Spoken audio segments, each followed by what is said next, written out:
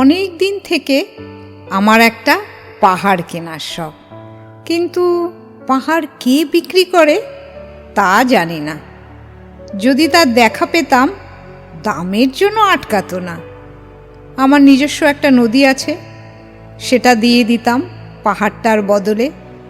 কেনা জানে পাহাড়ের চেয়ে নদীর দামই বেশি। পাহাড় স্থাণু, নদী বহমান। তবু আমি নদীর বদলে পাহাড়টাই কিনতাম, কারণ আমি ঠকতে চাই। নদীটাও অবশ্য কিনেছিলাম একটা দ্বীপের বদলে। ছেলেবেলায় আমার বেশ ছোট্টখাট্ট ছিমছাম একটা দ্বীপ ছিল, সেখানে অসংখ্য প্রজাপতি।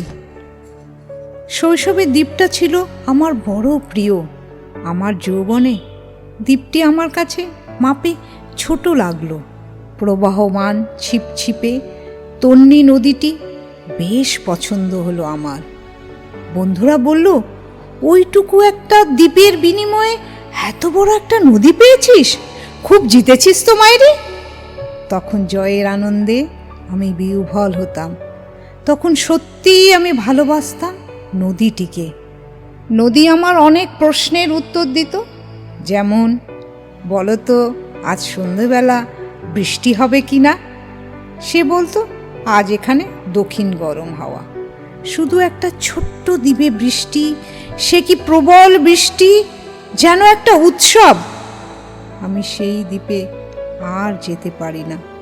সে জানতো, সবাই জানে, শৈশবে আর ফেরা যায় না। এখন আমি একটা পাহাড় কিনতে চাই। সেই পাহাড়ের পায়ের কাছে থাকবে গহন অরণ্য। আমি সেই অরণ্য পার হয়ে যাব। তারপর শুধু রুক্ষ কঠিন পাহাড়, একেবারে চূড়ায় মাথার খুব কাছে আকাশ, নিচে বিপুলা পৃথিবী, চরাচরের তীব্র নির্জনতা। আমার কণ্ঠস্বর সেখানে কেউ শুনতে পাবে না। আমি ঈশ্বর মানি না, তিনি আমার মাথার কাছে ঝুঁকে দাঁড়াবেন না। আমি শুধু 10 দিককে উদ্দেশ্য করে বলবো, প্রত্যেক মানুষই অহংকারী। এখানে আমি একা, এখানে আমার কোনো অহংকার নেই। এখানে জয়ী হওয়ার বদলে ক্ষমা চাইতে ভালো লাগে। হে 10 দিক, আমি কোনো দোষ করিনি, আমাকে ক্ষমা করো, ক্ষমা করো।